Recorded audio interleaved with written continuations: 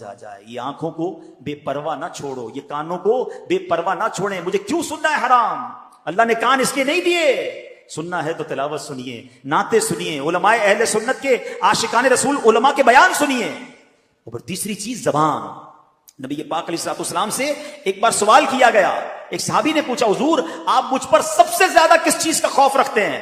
نبی پاک نے اپنی زبان اقدس پکڑ کر فرمایا, اسے. سب سے زیادہ سینسٹیو.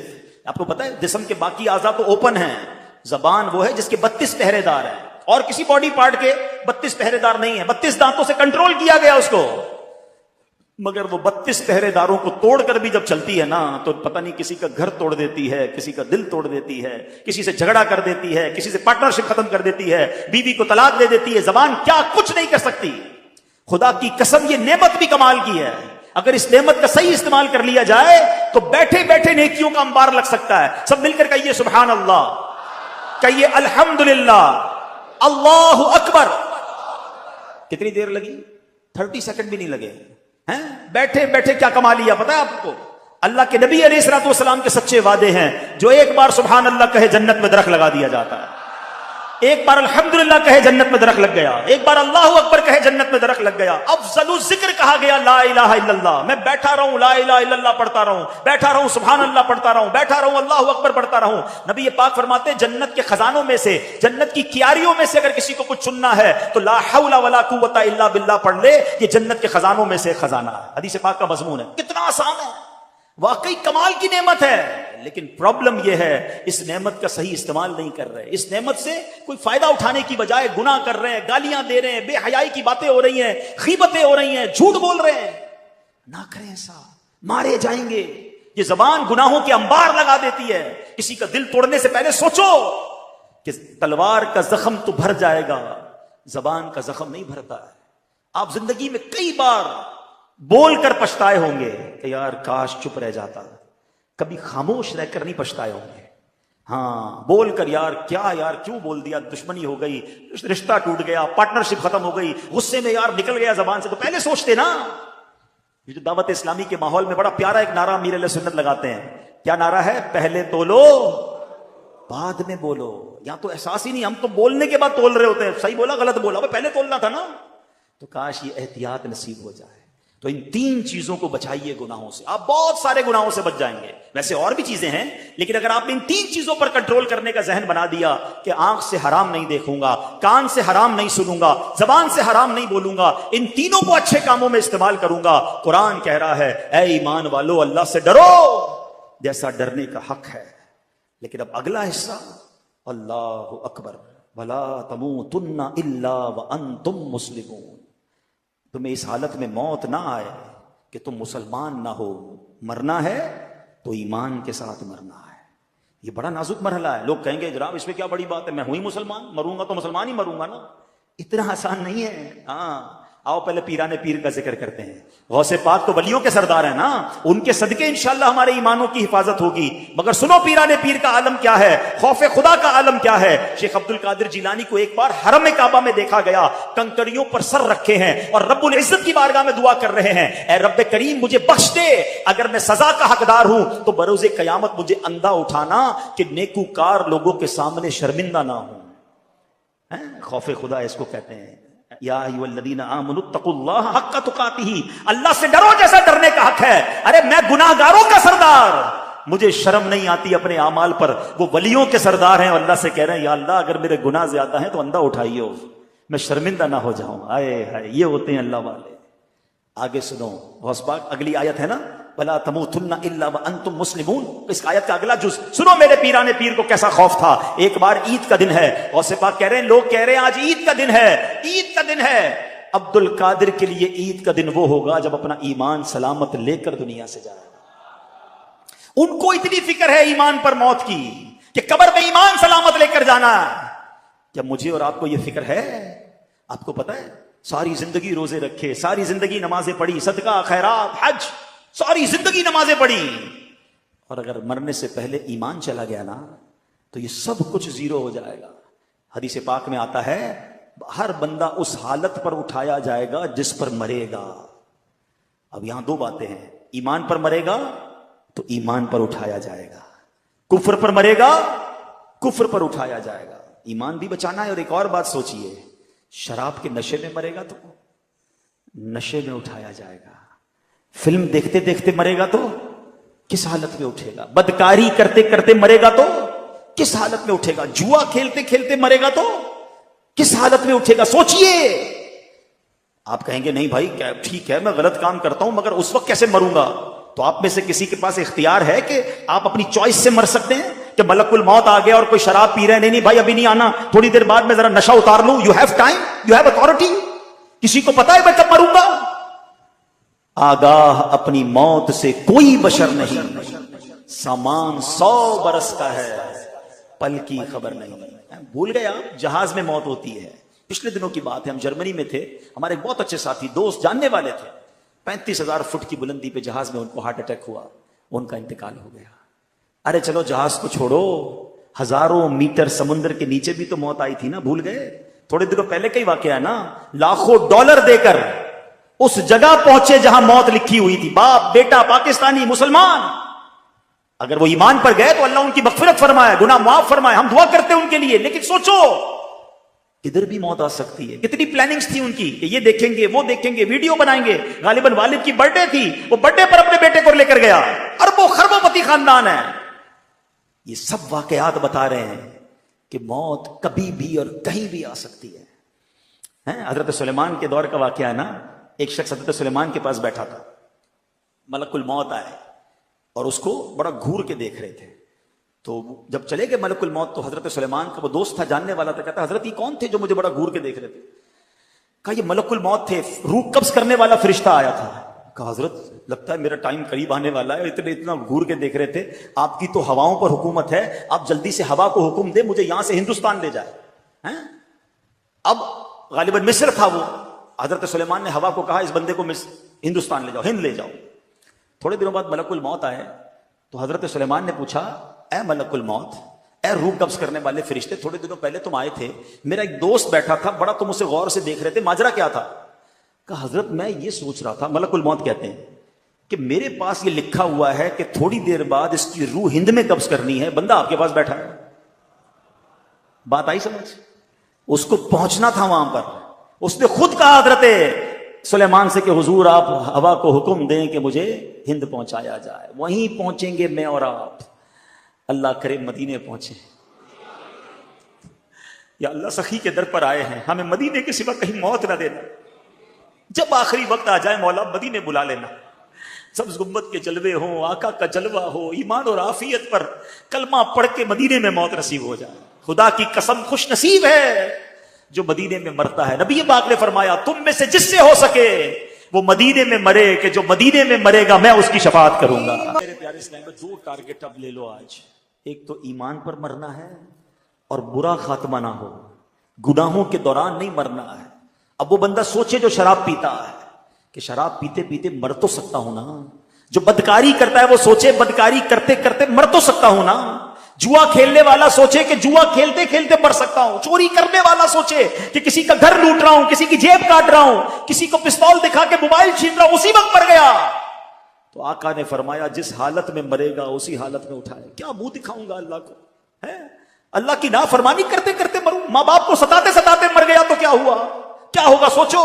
भाई बहनों के साथ ज्यादती, अपनी बहनों की विरासत पर कब्जा करके मर गया तो क्या अल्लाह को मुंह दिखाऊंगा? मरना है याद रखना, मगर बुरी मौत नहीं मरना है। अब मुझे बताओ तमन्ना सबकी क्या है?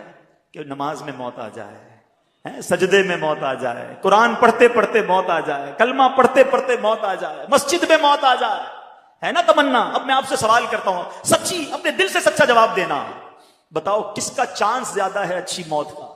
उसका कि जो एक वक्त की नमाज नहीं पढ़ता है, जो बेहयाई के काम करता है, जो दोस्तों के साथ बैठकर गीबतें करता है, फिल्में ड्रामे गाने बाजे देखता और सुनता है, जो शराब की महफिलों में ताश की महफिलों में बैठता है, उसको मौत आएगी तो क्या उसको सना सजदे वाली कुरान वाली तिलावत वाली मौत आएगी? ये सच बताओ उसका चांस ज्यादा है जो 5 वक्त बाद जमात मस्जिद में नमाज पढ़ता है, रोज तिलावत कुरान करता है, 313 बार कम से कम रोजाना दुरूद पाक पढ़ता है, अपने माँ बाप से जब मिलता है उनके हाथ चूमता है, मुसलमानों को नेकी की दावत देता है, कभी दर्स में बैठता है, कभी इज्तिमा में जाता है, कभी मदनी मुजाकरे में जाता है, कभी मदनी काफले में जाता है। अरे मौत तो सबको आनी है, دل سے اپنے دل پہ ہاتھ رکھ کے بتاؤ کس کا چانس زیادہ ہے کہ انشاءاللہ جس کی اچھی موت آئے گی؟ یقیناً اس کی آئے گی جو روزانہ اچھے کام کر رہا ہو. میں سچ بتاؤں، عقل مند وہ ہے، وہ کام چھوڑ دو جس حالت میں مرنا نہیں چاہتے، کیونکہ اگر اس حالت میں مر گئے نا تو واقعی مارے جائیں گے.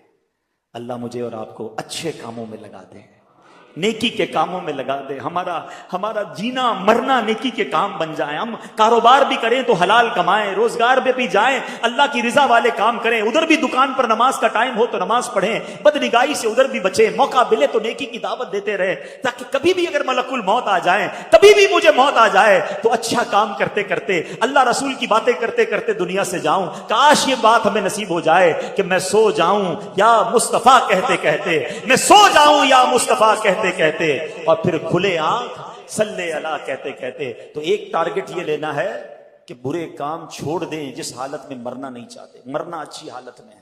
اور دوسرا ٹارگٹ کیا ہے؟ ایمان سلامت لے کر جانا ہے. سیدی اعلیٰ حضرت فرماتے ہیں کہ جس کو زندگی میں سلب ایمان کا خوف نہ ہو، یعنی جس کو یہ خوف نہیں ہے نا کہ میرا ایمان چھن سکتا ہے، مرتے وقت اس کا ایمان سلب ہونے کا اندیشہ ہے، ڈر ہے کہ اس کا ایمان سلب کر لیا جائے. اے میرے پیارے اسلام بھائیوں، ایمان کی جو ڈاکو ہے نا وہ گھوم رہے ہیں. ہاں اس وقت بہت برا حال ہے. بڑی پلاننگ کے ساتھ میرے اور آپ کے ایمان کو چھیننے کے لیے شیطان نے پلان کیا ہوا ہے. شیطان بڑا مردود ہے، وہ تھوڑی چاہتا ہے میں اور آپ ایمان لے کر جائیں، وہ چاہتا ہے میں تو جاؤں گا جہنم میں، ان کو بھی ساتھ لے جاؤں. تو مذہبی حلیہ اپنا کر کوئی سوشل میڈیا پہ بیٹھا ہوا ہے، کوئی انٹرنیٹ پر بیٹھا ہے، کوئی جناب قرآن کی اپنی تفسیر بیان کر رہا ہے، کوئی حدیثیں بیان کر کر کے لوگوں کو گمراہ کرنے کی کوشش کر رہا ہے، اور بھولے بھالے مسلمان سب کی باتیں سن رہے ہیں، سب کو فالو کر رہے ہیں، سب کو دیکھ رہے ہیں اور پریشان ہو رہے ہیں. مجھے سمجھ نہیں آتا. ایک بات بتاؤ، آپ کو گھر بنانا ہو تو موچی سے بناتے ہیں بلڈر سے بناتے ہیں؟ بلڈر سے بناتے ہیں، موچی کا کام نہیں ہے. چپل بنانے ہوتے تو موچی سے بناتے ہیں، دوائی لینی ہوتی ہے تو موچی سے نہیں لیتے، ڈاکٹر سے لیتے ہیں. جس کام کی ضرورت اس کے ایکسپرٹ کے پاس جاتے ہو نا. تو میرا دین اتنا مظلوم ہو گیا کہ جو سکھائے اس سے سیکھنا شروع کر دو گے. دین بھی سیکھنا ہے تو عاشقان رسول علماء سے سیکھنا ہے، اور دیکھنا ہے کہ ان کے دل میں صحابہ کی محبت ہے کہ نہیں، اولیاء کی محبت ہے کہ نہیں، اہل بیت کی محبت ہے کہ نہیں، رسول پاک کی محبت ہے کہ نہیں، اللہ سے محبت کرتا ہے کہ نہیں. ارے جو ان ہستیوں سے محبت نہیں کرتا اس کا میں نے کیا کرنا ہے؟ یہ سب چیزیں آپ نے سیکھنی ہوں گی. اے میرے پیارے اسلامی بھائیوں، یہ بڑا پرفتن دور ہے. دین کے نام پر ہمارے ایمان پر ڈکیتی ڈالی جا رہی ہے. اعلیٰ حضرت نے 100 سال پہلے سمجھا دیا تھا، سونا جنگل، رات اندھیری، چھائی بدلی کالی ہے، سونے والوں جاگتے رہیو، چوروں کی رکھوالی ہے. ارے چور ہی رکھوال بن گئے ہیں. آنکھ سے کاجل صاف چرا لے، یا وہ چور بنا کے ہیں، تیری گچھڑی تاکی ہے اور تو نے نیند نکالی ہے. ہمیں اپنے آپ کی اپنے ایمان کو بچا کر اپنی ایمان کو سلامت لے کر قبر میں جانا ہے. تو ایک تو یہ بات کہ ہمیں علماء کرام سے مربوط رہنا ہے، عاشقان رسول علماء کرام سے. اور آج دعوت اسلامی کا ماحول آپ کے سامنے ہے. سبحان اللہ، صحابہ کی محبت بھی دیتا ہے، اولیاء کرام کی محبت بھی پلاتا ہے، اہل بیت سے بھی پیار کا درس ملتا ہے، عشق رسول کے جام بھی بھر بھر کے پلائے جاتے ہیں. کوالیفائڈ سرٹیفائڈ مفتیان کرام علماء کرام موجود ہیں. ماشاءاللہ مستند کتابیں لکھی جا رہی ہیں. تو جب اتنا کچھ دعوت اسلامی کے پاس موجود ہے تو کیوں نہ ہم اس سے وابستہ ہو کر اپنے ایمان کی حفاظت کریں. ایک اور اہم بات، آخری بات، باتیں تو بہت ساری ہیں مگر ٹائم کافی ہو گیا ہے. ایمان کی حفاظت کے لیے ذرا سنیے گا. آقا علیہ الصلوۃ والسلام فرماتے ہیں آدمی اپنے دوست کے دین پر ہوتا ہے، اسے یہ دیکھنا چاہیے کہ کس سے دوستی کر رہا ہے. اب غور کیجئے، ہیں ہم جوتا نہیں سلواتے جب تک پتہ نہ چلے موچی کیسا ہے، کپڑے نہیں سلواتے اس درزی سے جب تک پتہ نہ چلے یار درزی ٹھیک ہے، کپڑے صحیح سیتا ہے کہ نہیں ہے. ڈاکٹر کے پاس جانے سے پہلے 4 بندوں سے پوچھتے ہیں یار ڈاکٹر ٹھیک ہے کہ نہیں. اور جو تھوڑی دیر بیٹھا اس کا دوست بنا لیا. بلکہ اب تو ڈیجیٹل دوست، friend request I accept, friend request I accept. حالانکہ بندہ دوست کے دین پر ہوتا ہے. اب لوگوں سے پوچھو نا یار تم نے اس کو دوست بنایا جو صحابہ کو برا بھلا کہتا ہے. ہاں بھائی اس کا عقیدہ ہے، میں تو بس صرف دوست ہوں، چائے پیتے ہیں رات کو بیٹھتے ہیں. کوئی ہے بھائی وہ اہل بیت کو برا بھلا کہہ رہا ہے، ٹھیک ہے اس کا عقیدہ ہوگا، دوستی میں تو بس ایسی ہم کھاتے پیتے ساتھ ہیں. غور کیجئے یہ کدھر جا رہے ہو آپ؟ بد عقیدہ سے دوستی کرو گے. چلو میں آپ سے ایک سوال کرتا ہوں، کوئی آپ کی ماں کو برا بھلا کہے، آپ کے والد کو برا بھلا کہے، رات کو بیٹھو گے چائے پینے اس کے ساتھ؟ جاؤ گے اس کے گھر پہ؟ بلاؤ گے اس کو گھر پر؟ نہیں. میری ماں کو برا بھلا کہے میں اس کا گریبان پکڑ لوں، اور مومنین کی ماں کو برا بھلا کہے میں اس سے دوستی کروں؟ میرے والد کو برا بھلا کہے مجھے بالکل نہیں پسند ہے، صحابہ کو برا بھلا کہے مجھے کوئی ٹینشن نہیں ہے، ہمارے خاندان والوں کو برا کہے تو مجھے کوئی میں جان لے لوں اس کی، اولیاء کرام کے بارے میں بکواس کریں جو اللہ کے دوست ہیں، مجھے کوئی پرابلم نہیں ہے، کس سے دوستیاں لگا رہے ہو؟ وہ کیسے میرا دوست ہو سکتا ہے؟ دوست کے دین پر ہوتا ہے۔ اللہ کرے کہ دوست بنانے سے پہلے ہم چیک کریں کہ اس کا دین ایمان کیا ہے، اس کا عقیدہ کیا ہے، اور یہ سب سے زیادہ ضروری ہے۔ اگر وہ اللہ رسول کا نہیں، صحابہ اہل بیت کا نہیں، چاہے میرا رشتہ دار کیوں نہ ہو، میرا اس سے کوئی تعلق نہیں ہے۔ الحب فی اللہ بل بغض فی اللہ، محبت بھی اللہ کے لیے ہے، اگر دشمنی ہے تو اللہ کے لیے ہے، ذاتی کوئی دشمنی نہیں، ذاتی کوئی محبت نہیں۔ آخری بات سن لو، امام حسن مجتبی نے ایک بار مولا علی سے سوال کیا، نواسہ رسول ہے نا، کہتے ہیں اے بابا جان کیا آپ مجھ سے پیار کرتے ہیں؟ کہاں بیٹا تم سے پیار کرتا ہوں۔ بابا جان آپ حسین سے بھی پیار کرتے ہیں رضی اللہ عنہ؟ کہاں میں حسین سے بھی پیار کرتا ہوں۔ آپ نبی پاک سے بھی پیار کرتے ہیں؟ کہاں آپ کے نانا جان سے بھی پیار کرتا ہوں۔ آپ اللہ سے بھی پیار کرتے ہیں؟ کہا میں اللہ سے بھی بہت محبت کرتا ہوں۔ تو چھوٹی عمر میں تھے، کہتے ہیں بابا جان ایسا کیسے ہو سکتا ہے، ایک دل میں اتنی ساری محبتیں جمع کر لی آپ نے؟ امام مولا علی تو پھر مولا علی ہے نا، کیسا جواب؟ آقا فرماتے میں علم کا شہر ہوں، علی اس کا دروازہ ہے۔ کہتے ہیں بیٹا دیکھتے نہیں جب نماز کا وقت ہوتا ہے سب کو چھوڑ کر اللہ کی بارگاہ میں حاضر ہو جاتا ہوں، محبت تو ایک سے ہی کرتا ہوں، اس کی وجہ سے باقی سب سے محبت کرتا ہوں۔ ہمیں جو صحابہ سے پیار ہے نا وہ اللہ کی وجہ سے ہے، اولیاء سے پیار اللہ کی وجہ سے، اللہ کے پیارے ہیں نا، نبی پاک سے پیار کیوں ہے؟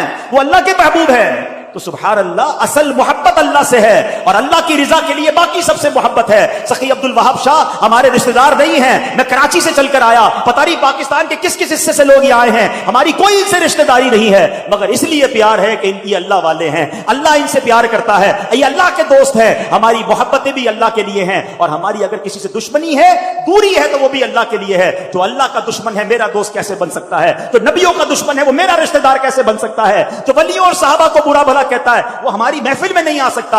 جس دن اپنے ایمان اور عقیدے کو مضبوط کر لو گے پھر کوئی ایمان چھین نہیں سکے گا۔ ہم کہتے ہیں سب سے دوستی، سب کے پاس جانا ہے، سب کے ساتھ کھانا پینا ہے، ایسا نہیں ہوتا۔ اپنے کاروبار، اپنی فیملی کے لیے تم مضبوط ہو جاؤ، اور اپنے ایمان کے لیے ڈھیلے پڑ جاؤ گے تو پھر ایمان کے ڈاکو گھوم رہے ہیں۔ اعلیٰ حضرت کا فرمان یاد رکھنا کہ ہمیں صرف نبی پاک علیہ الصلوۃ والسلام کو راضی کرنا ہے، اللہ کو راضی کرنا ہے، انشاءاللہ باقی سارے کام سیدھے ہو جائیں گے۔